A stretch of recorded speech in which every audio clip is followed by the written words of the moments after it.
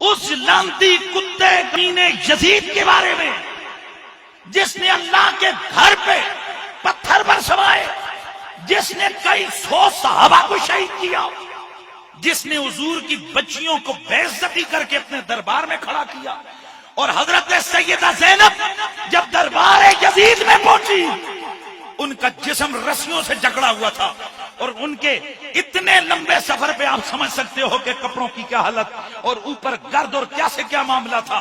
یزید کی بیوی دربار میں آئی تو اس نے جب یہ حالت دیکھی تو کہا یہ کون ہے؟ بتایا گیا فاطمہ کی اولاد کھڑی ہے۔ یزید کی بیوی کانپنے لگی اور اس کے چہرے سے نقاب اتر گیا۔ یزید کانپنے لگا، کہنے لگا چہرہ ڈھانپ، چہرہ ڈھانپ، نقاب کر۔ تڑپ کے کہنے لگی یزید کی بیوی، ارے او بدبخت، تجھے میری حیا ہے، حضور کی بچیوں کی حیا نہیں ہے، کہاں کھڑی کی ہوئی ہے؟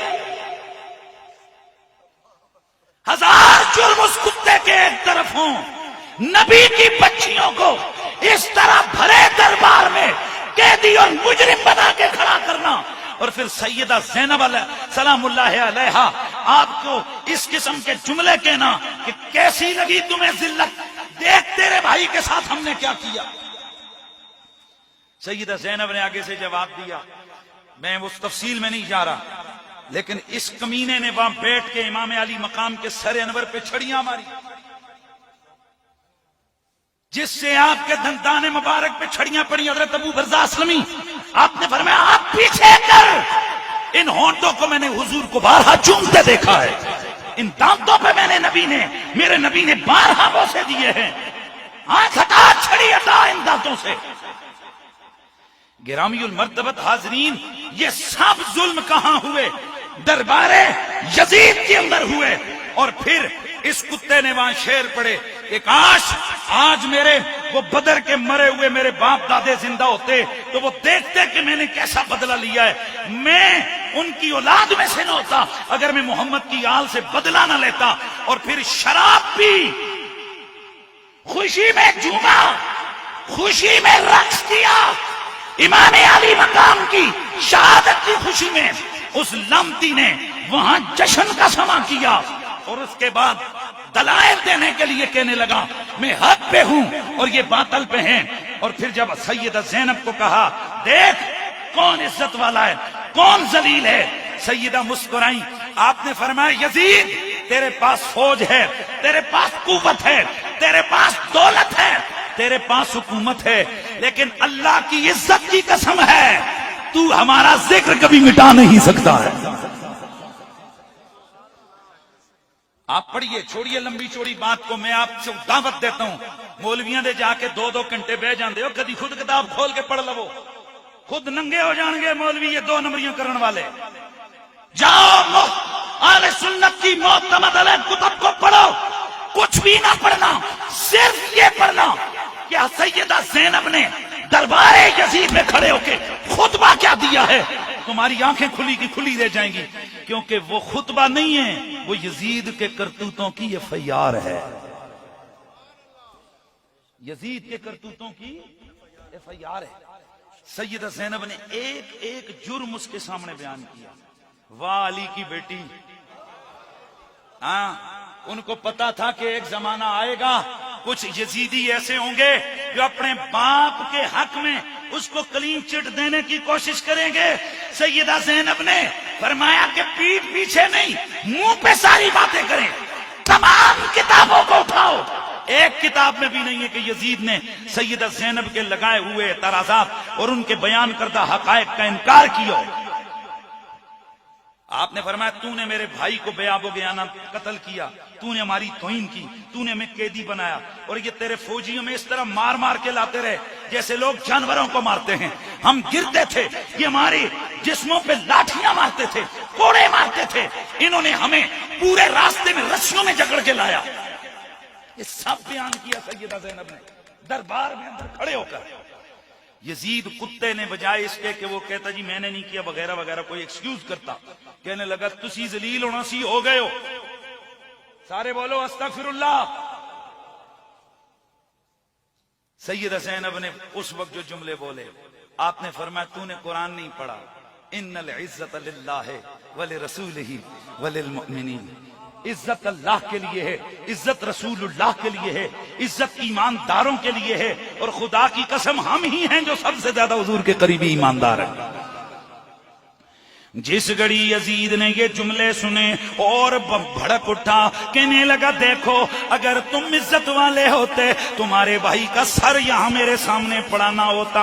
اب یہ باتیں ہو رہی تھی، یہ فخر کر کر کے کہہ رہا تھا اور میرا نانا ہوتا، میرا فلاں ہوتا. آج وہ دیکھتے میں نے کیا کارنامہ سر انجام دیا ہے. یہ باتیں ہو رہی تھی، اتنے میں مسجد کے مینار سے آذان کی آواز آئی، اللہ اکبر اللہ اکبر اشہد ان لا الہ الا اللہ. جب مؤذن پہنچا، اشہد ان محمد رسول اللہ، سیدہ زینب آپ نے فرمایا یزید اب بتا یہ اذان میں نام تیرے نانے کا ہے یا میرے نانے کا ہے؟ اب بتانا تیرے نانے کا نام ہے یا میرے نانے کا نام ہے. فسکت، چپ ہو گیا.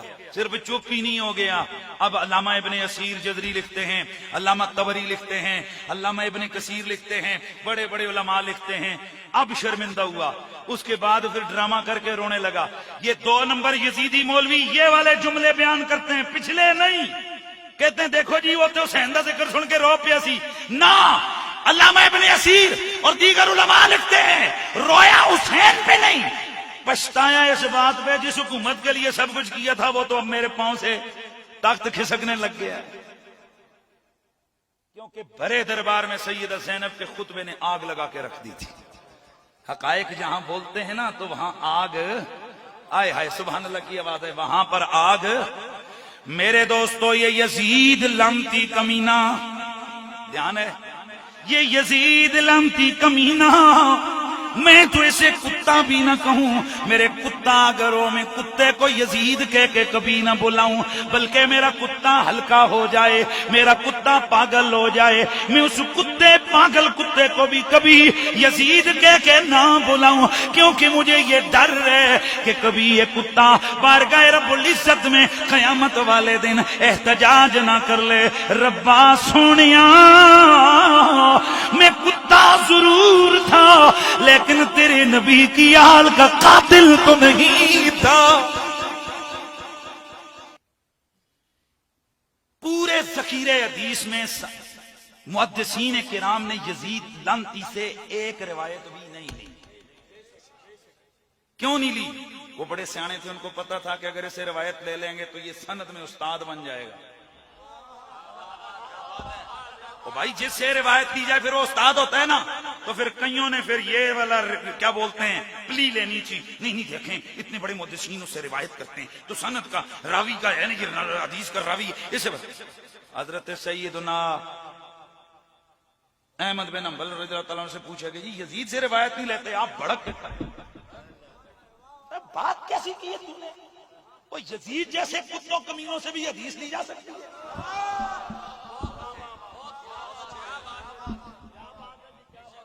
یعنی سوال پہ پرم ہو گئے تم. حضرت امام احمد بن حنبل، اسی طرح امام احمد بن حنبل کے بیٹے کے بارے میں آتا ہے، سوال پہ بھڑک اٹھے. آپ نے فرمایا کہ یہ جو تم نے کیا ہے، تم کہتے ہو کہ یزید سے روایت دی جائے تو کیوں نہیں لی؟ جب حدیث کی سند نہیں تو فقہ کی تو ہے ہی نہیں، اور فقہ کی نہیں ہے تو روحانیت والا تو کھاتا ہی دوسری طرف ہے. بولو یار.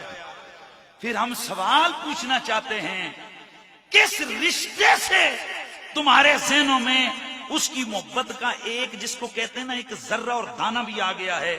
جب رشتہ ہی کوئی نہیں، نہ ایمان والا، نہ شریعت والا، نہ طریقت والا، نہ کتاب والا، کوئی ہے ہی نہیں ہے، تو پھر اس کا نام کیسے؟ اور دوسری طرف دیکھو حسین کہاں کہاں چھوڑو گے. نماز میں حسین ہے کہ نہیں ہے؟ ہے کہ نہیں ہے؟ ہے میرے دوستو، جب تک حسین ابن علی پر نماز میں درود نہ پڑھا جائے تب تک نماز مکمل ہی نہیں ہوتی ہے۔ قرآن میں حسین ابن علی، قرآن کی آیتوں کی تشریح میں حسین ابن علی، نبی کی سیرت میں حسین ابن علی، نبی کی زندگی میں حسین ابن علی، نبی کی حدیث میں حسین ابن علی۔ اور یہ جتنے بھی طریقت کے سلسلے ہیں، ان سارے سلسلوں کا رہبر و رہنما حسین ابن علی۔